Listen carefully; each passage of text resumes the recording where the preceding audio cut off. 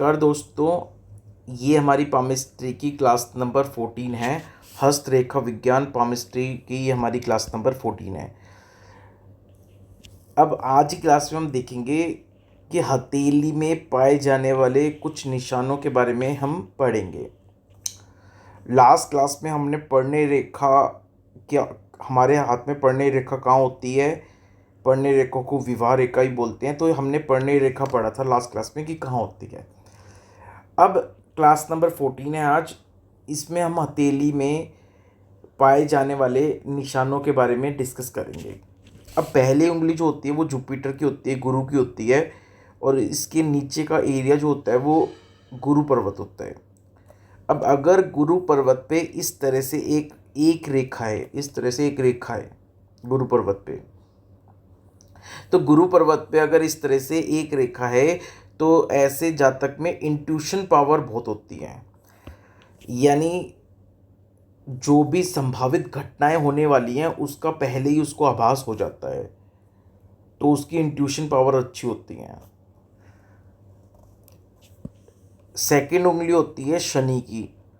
शनि के नीचे वाला जो एरिया होता है वो शनि पर्वत होता है। शनि पर्वत पे अगर एक रेखा है, शनि पर्वत पर इस तरह से एक रेखा है, तो जातक का भाग्य बहुत अच्छा होता है, उसके भाग्य में वृद्धि होती है, प्लस में जातक धनवान होता है। थर्ड उंगली जो होती है वो सूर्य की होती है, और सूर्य के नीचे वाला जो एरिया होता है वो सूर्य पर्वत होता है। सूर्य पर्वत पे इस तरह से एक रेखा अगर आपको नज़र आए, तो सूर्य पर्वत पर अगर एक रेखा नज़र आए तो जातक धनवान होता है, प्लस में समाज में उसको मान सम्मान एवं प्रतिष्ठा मिलती है।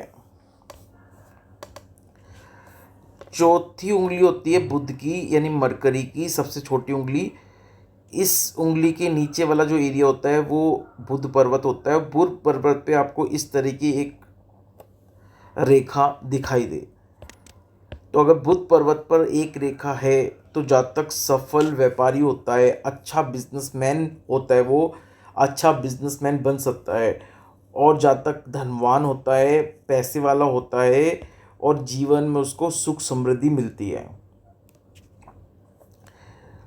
तो ये कुछ हथेली में पाए जाने वाले निशान के बारे में हमने आज बात करी क्लास 14 में। अब क्लास 15 में आगे हम पढ़ेंगे। आप नोट्स बनाते जाओ, अपने हर क्लास के हिसाब से नोट्स बनाते जाओ। तो ये थी हमारी क्लास नंबर 14।